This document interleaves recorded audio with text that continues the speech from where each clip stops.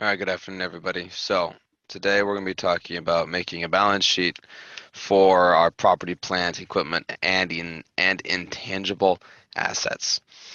Doing this is very important because it allows us the opportunity to understand what we're spending and how much we have of any type of asset, no matter what it is. Now, for this particular balance sheet, or it's a partial balance sheet, it's a trial balance sheet, it's for Nike Incorporation.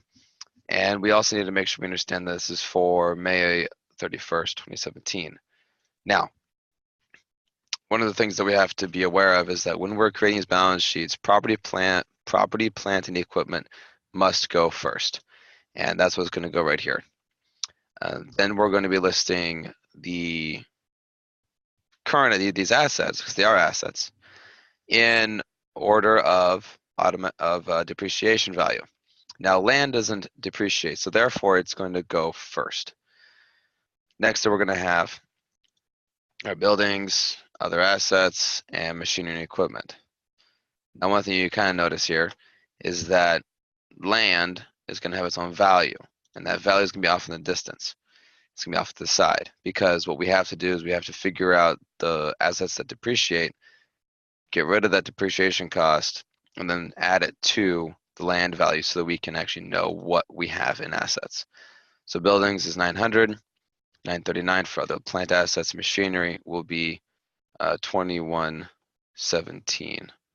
So as we kind of move on here, we're going to subtract that automation, accumulated depreciation, sorry, and that amount will be equal to machinery and equipment. Surprisingly, it doesn't always happen that way, but it does.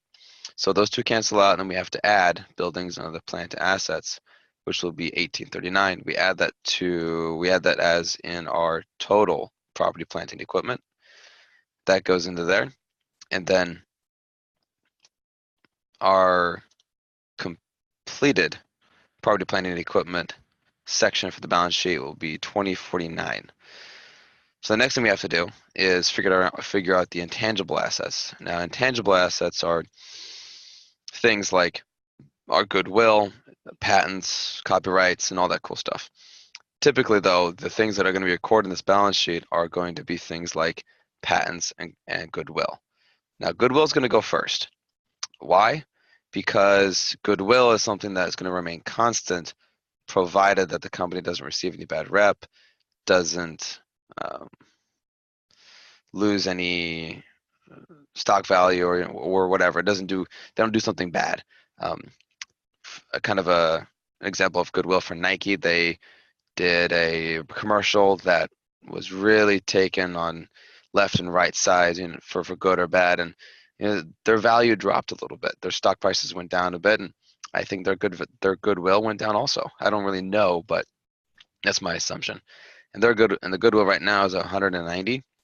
So the next thing we're going to be doing are patents and trademarks, and that's going to be down here. Now, that's 550.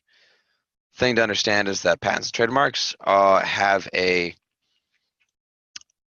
accumulated automation fee, which is interesting to me. I never really knew that until now. Because patents and trademarks expire after a certain while, goodwill goes up and down depending on standing of the company, or whether it gets sold or doesn't get sold or dies out. And it's not something that you can actually run a fee on, if that makes sense. So the accumulated amortization fee is 47. We subtract that from the 550, we get 503. We add 190 and 503 together to figure out our totaled intangible assets, which will be 693. So I hope this was helpful for y'all, and I hope you have a good day. See ya.